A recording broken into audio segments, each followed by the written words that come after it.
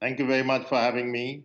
We just heard our correspondent saying how uh, this hardline rhetoric from the BJP has, to a degree, forced the incumbent reformists of the AAP to change tack, to respond to the accusations in the home stretch of the campaign. How's it looking? Well, it's always a bit difficult to predict elections, but you have to remember that they have 67 seats, and AAP has 67 seats out of 70. They have a campaign which is solely built so far, except for a few at the end, so far built on development, on infrastructure, on providing facilities to the citizens, making their lives better. So I think it probably will have a resonance with the public, and if they don't reach that same mark, they're perhaps going to, it's going to fall quite a bit because the BJP is a powerful election machine. But I think they will scrape through with a majority. So, if we're to speak in callous terms, the citizenship law, the crackdown in Kashmir, is it a winning ticket for Narendra Modi? So you have to understand that the Kashmir, after Kashmir, a couple of elections did take place, three, I think, and it lost everywhere. And this one, they have not gone heavily on Kashmir. They've gone more on the protests.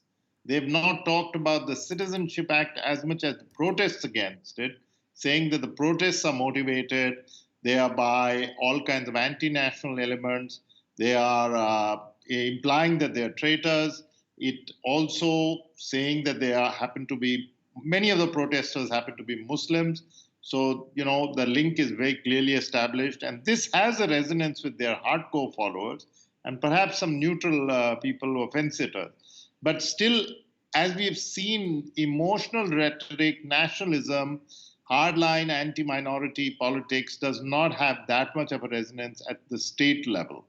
And It sometimes may work yet at we the heard at that national. campaign rally, Siddharth, the chief minister of Uttar Pradesh, a hardliner from the BJP, employing that phrase that the protesters deserve, quote, bullets, not biryani.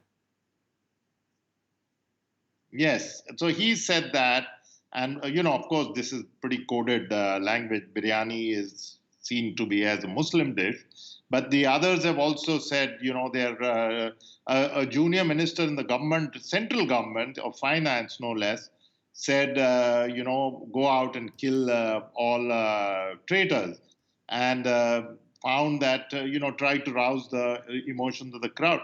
So it's been pretty nasty, to be quite honest, and much of the nastiness has come from the BJP because they think that this has some kind of resonance. But I'm willing to stick my neck out and say that it has only limited appeal because people at the city level, at the state level, want to know how their lives can improve. And the fact is that they are saying my life has improved.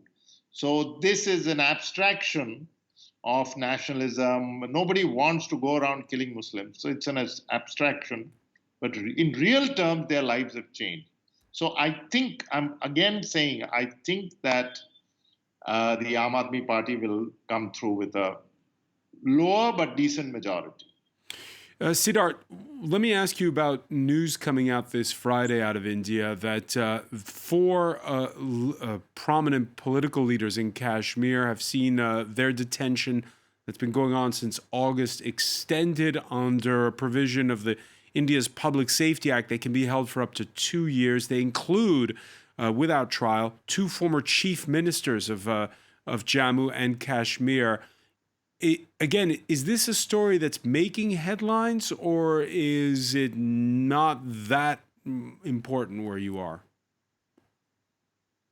I'll honestly say I think Kashmir has kind of dropped off the news map, and that's really tragic because a lot of, the lives of so many people who've been shut down, who internet is patchy, and now this two former chief ministers. in jail or custody, and that too now with this draconian act for public safety. I mean, why?